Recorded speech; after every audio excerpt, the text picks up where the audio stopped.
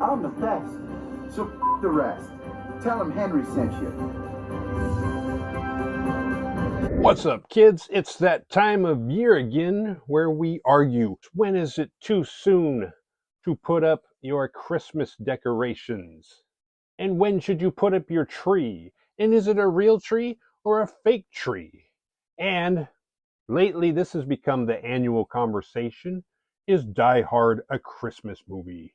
Who gives a shit? Just do what you want to do. And Die Hard, yes, it is a Christmas movie. But you know what a better Christmas movie is? Lethal Weapon 1. And as per usual, this episode is brought to you by Cool Dude Inc. So go down to the description, click on the link, and go make yourself look good. And before we go any further, we're going to kick it off with the Whiskey Bat, so you can listen to on Apple, Spotify, and if you click the link in the description, you can check out their YouTube channel. So go watch it, subscribe, hey, and while you're at it, subscribe to this channel too. Please! So let's go!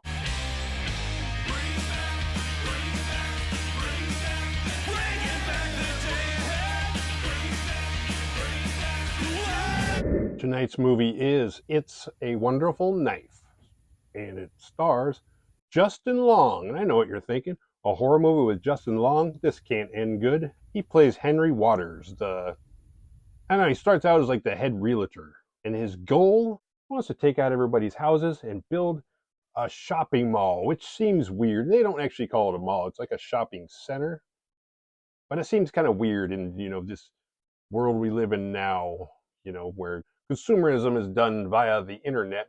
Why would you bother building a brick and mortar store, let alone a mall? I love the smell of commerce in the morning. And he succeeded, except he needs one last signature, Mr. Evans. So he pays him a visit, and it's Christmas Eve. And apparently Henry Waters' father was a good man, and he resents Henry taking over. He wishes it had been Joel McHale, Henry's assistant, who plays David Carruthers. Because David Carruthers is a nice guy. He's a family man. He has a daughter named Winnie, and a son named Jimmy, and a wife named Judy. Back at his house, his family is celebrating Christmas Eve, and their Aunt Gail's over with her lesbian lover, Karen, which to me, the fact that her name's Karen's kind of funny. And a little later that evening, Kara picks up Winnie for the annual Christmas Eve party, and she wants to know if Winnie can drive home later because she wants to get fucked up because she's feeling distraught. Henry Waters, that spray tan prick wants to own this whole town. Apparently my family home is the last thing standing in his way. But while they're driving to the party, Mr. Evans gets slashed. They get to the party. Winnie is a photography major, and she kind of introduces a few characters through the lens of her camera. First Darla, and then Weirdo, whose real name is Bernie, but everybody calls her Weirdo because she's a weirdo. Then we meet her boyfriend Robbie, who plays football with her brother Jimmy. But it seems like Winnie has an odd fascination with Weirdo. She can't stop looking at her. And suddenly the killings begin. Kara and her boyfriend get it first, and then the killer goes after Winnie. But her brother saves her. And then it's her turn to save him, and she electrocutes the killer. Which seems weird, because she hooks up jumper cables to the killer on his shoulders and fries him. But he's got full mount on Jimmy, so shouldn't that have fried Jimmy too? Isn't that how electricity works? I don't know. I think it would have killed them both. Or it would have done something to Jimmy. She then unmasks the killer, and it is none other than Henry Waters. And if this seems like a lot of action for the first 16 minutes, it's because we're about to do a little time traveling into the future. Later. With Henry Waters out of the picture, Winnie's family has taken over as the realtors, and the whole town is all smiles and hugs and grins on the surface. Except for Winnie.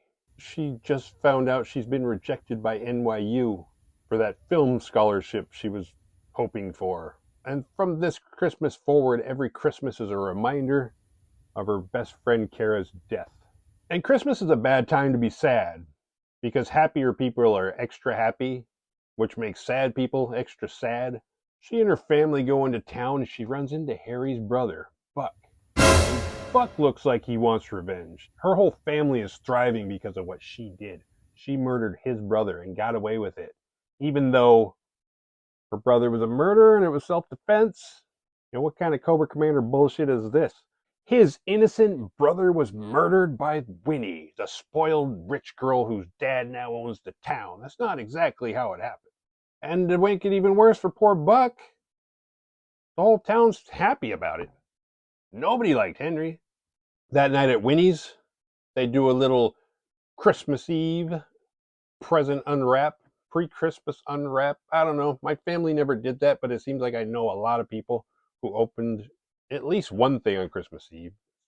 Most of my friends, it seemed like they opened all their stuff on Christmas Eve. I always had to wait. Didn't seem fair. Until Christmas morning, they were like, cool.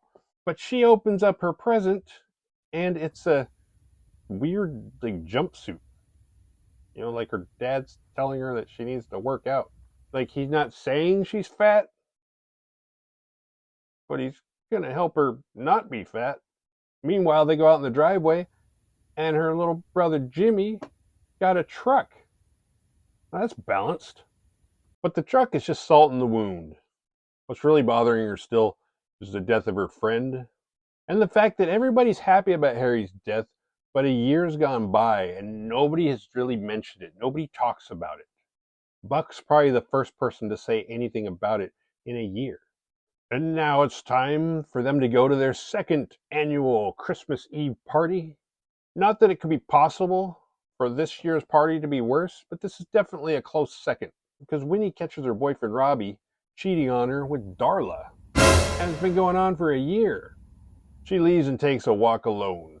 No best friend, no school, no boyfriend. No one cares, like she doesn't even exist. She feels like everybody would be better off had she just never been born. So she gazes into the night sky and makes a wish. Everyone would be better off.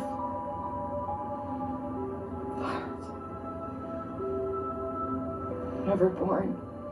And just like that, she enters a new reality and walks into a killing spree. The killer is back. And Henry's brother Chuck is the new sheriff.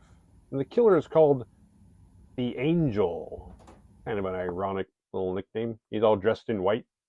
He's like a white Ghostface, which I heard that he was modeled after Ghostface. A little fun fact. Originally, the Scream Ghostface costume was supposed to be white. I'm glad it's not. That would be weird. But the good news is Chuck no longer has a beef with Winnie because he doesn't know who the fuck Winnie is. The bad news is Henry Waters is still alive, and now he's continuing his killing spree, and he's killed like 26 people total because he doesn't do it annually. He does it whenever he wants, every couple weeks. So Winnie, still not getting it through her thick little skull, what's going on here, runs home. She goes inside and she sees her mom, then her dad as she looks for her brother. She runs into her Aunt Gail, who informs her that Jimmy is dead, murdered 1 year ago. And they have no idea who she is or why she's in the house. The fact that she wasn't there to save Jimmy, just like she wasn't there to kill Henry Waters. They're actually kind of cool about her being there, considering that they have no idea who she is. She leaves on her own. It's not like they throw her out Uncle Phil style. She walks about the town, looks around, and sees the revelation that this town is now completely run by Henry Waters. And now for Christmas Eve party number 3. Maybe it's later night at the original party. Like she went for a walk, made the wish, went to her parents, goes back to the party. But none of the events at the party earlier happened because she wasn't alive, but they're still partying. Somehow the killer's not there, even though he is out killing. But she goes in and looks for Robbie and Darla, but instead finds Weirdo/Bernie. Then she finally sees Robbie and Darla, the cutest couple, the hot couple, the it couple, going 3 years strong. But Weirdo Bernie is the perfect person for her to befriend because Bernie doesn't have anybody. So she can be with Bernie. She's not taking Bernie away from anything. She can tell Bernie whatever she wants. Bernie doesn't have anybody to tell. So it's the perfect sidekick. So she tries to get Bernie to help her stop the killer. But why would Bernie want to stop the killer? Help me stop the killer from killing these people who make your life a living hell. You want to help me save all these fucks that ruined your life and continue to do so every waking moment of it? Yeah, let's save all the people that shunned and outcasted you. Bernie would be better off if all those people had never been born, or if they just all got killed. But she seems to have a fondness for Winnie, so she's willing to go along with it and help her. They go back to Bernie's house. Bernie's home alone most of the time. Her dad left when she was little because he caught her mom messing around with some other guy. And her mom's been slutting around ever since, and Christmas Eve is no different. Bernie is also an artist, a fashion designer. She too has hopes to go to New York. Her other hobbies include mapping out the killer's path of destruction. Winnie tells her who the killer is and how she made a wish under the aurora. The fuck is an aurora? I'm glad you asked. An aurora is a radiant emission from the upper atmosphere that occurs sporadically over the middle and high latitudes of both hemispheres in the form of luminous bands, streamers, or the like, caused by the bombardment of the atmosphere with charged solar particles that are being guided along the Earth's magnetic lines of force. Still not sure what the fuck that has to do with magical powers, though. While Bernie doesn't necessarily believe her, Winnie suddenly realizes Jimmy's dead because she wasn't there to save him. Although technically the only reason why Jimmy was in danger to begin with is because he was saving her. So that kind of, I guess Henry could have found him anyway. But because Henry Waters is killing all the people in town that have small businesses as well as their offspring. So that if they're dead and there's no kids to take over the company goes out of business. And since he killed the old sheriff, so he can make his brother Buck the new sheriff, he's basically untouchable. And now he owns the whole damn town. It's like everyone just gave up. And he likes killing. Bernie still has her doubts, though. She's starting to think maybe Winnie's the killer. Something doesn't seem right, because how could she know so much? And she pulls out a knife to, attack or defend. But as soon as she does, the window breaks, and it's the killer. They escape him, and now she knows without a doubt Winnie's not the killer. And she agrees to be Winnie's Clarence. Clarence is Angel from It's a Wonderful Life. Bernie takes Winnie to her fortress of solitude, the theater where she works. One of the only businesses in town that Henry Waters doesn't own. She works there. They sit in the empty theater alone, watching a movie. I'm expecting the movie to be It's a Wonderful Life just to show people who don't know that this is a takeoff on that.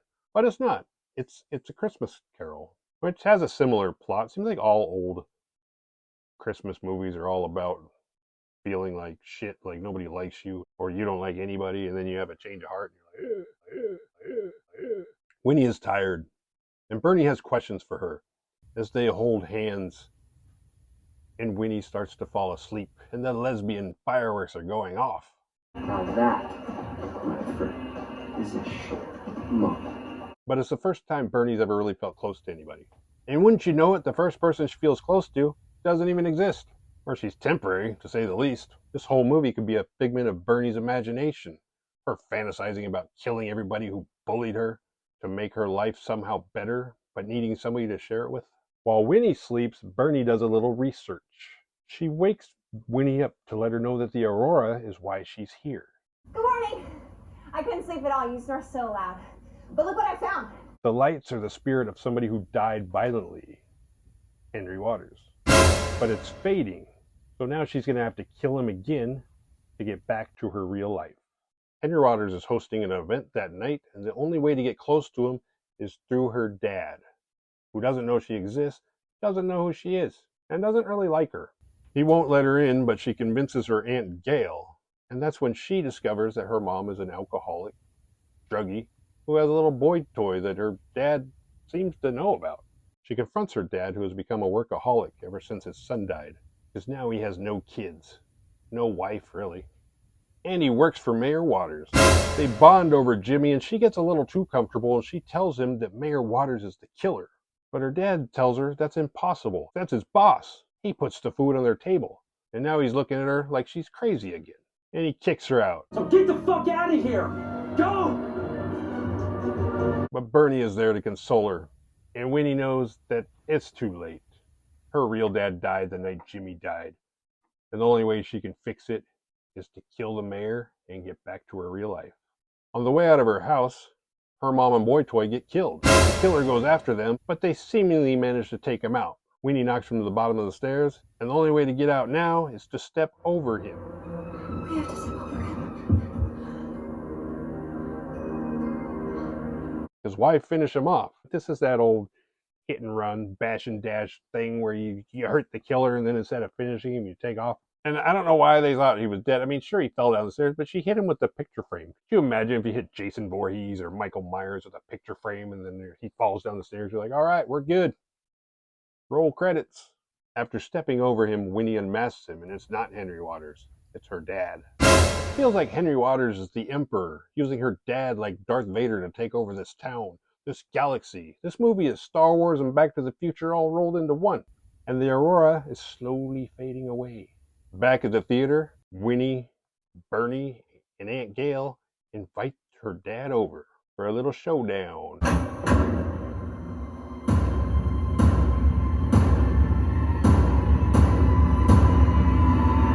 But instead, it's Robbie and Darla who show up for their 3rd anniversary. And then Gail gets killed. And then Darla. Then Robbie. So the plan is kind of a bust. Except they do end up killing the killer and unmask him again, and it is her dad. So they head back to the scene of the crime, the Aurora, where she made her wish. Time to go back home. But first, Bernie confides in Winnie. This Christmas was going to be her last. She was done. She was planning to kill herself until she met Winnie, somebody finally who validated her. You matter, Bernie. Winnie wishes for her life back, which would mean leaving Bernie behind. But nothing happens. And in the distance they hear an applause. It's coming from Mayor Waters' event, and they realize they have to kill Mayor Waters. It's kind of like, duh. Like, you think if you kill Vader, the evil will just go away? The dark side will just disappear? No, this is like drug dealers and vampires. You gotta go straight to the source. Mayor Waters is giving a naughty or nice speech for the town, who seem catatonic, and his brother Buck has been naughty. Turns out Buck has been planning to leave. So Henry kills him in front of the whole town, almost like some sort of sacrifice, and the town just watches with dull eyes.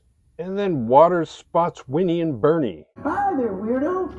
How's your mom? And at that moment, Winnie somehow realizes that it was Mayor Waters who Bernie's mom was cheating on her dad with. I don't know how she figured that out, but it does mean that Bernie's dad is probably dead, and he's probably been dead for a while. He probably died before anybody.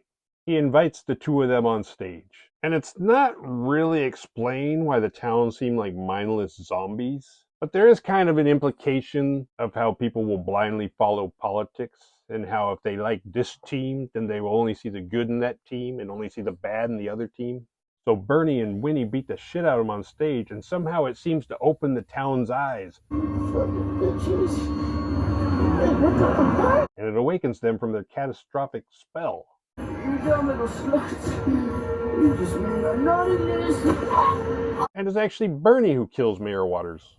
And now the Aurora is shining brighter, reopening the gate for Winnie. But now she has to say goodbye to Bernie. And they have a passionate kiss.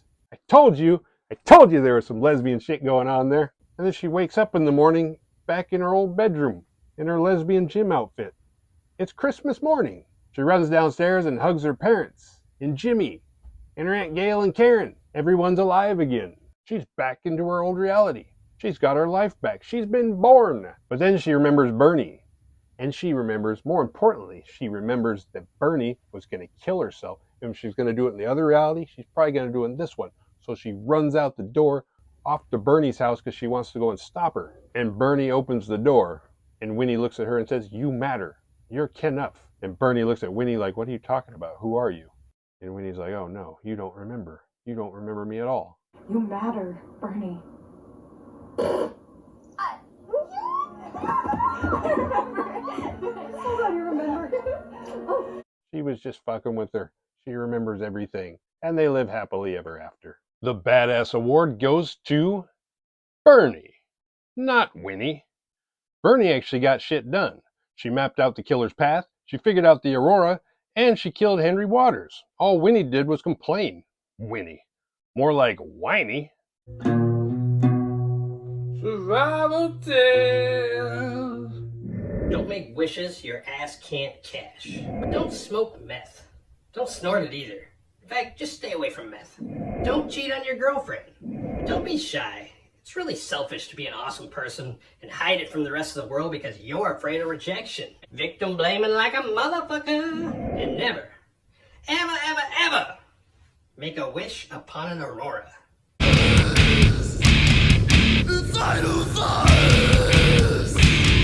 At some point, we all wonder and ponder the idea of our own personal existence and the effect we've had on the world around us, especially when we're not happy.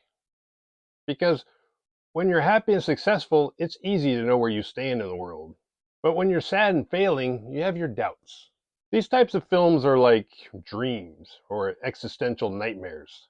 Whether it's A Wonderful Life or A Christmas Carol, sometimes maybe it's more just a reminder that another year is ending. A chance to question and scrutinize yourself. Am I any better now than I was a year ago? But more important, a reminder of the passing of time and the fact that time moves on, whether you're ready for it to or not. And all in all, I really enjoyed this film. I might even make it an annual staple for my Christmas viewing. And if you enjoyed this video, hit like and subscribe, and I will see you next time. Until then, Merry Christmas.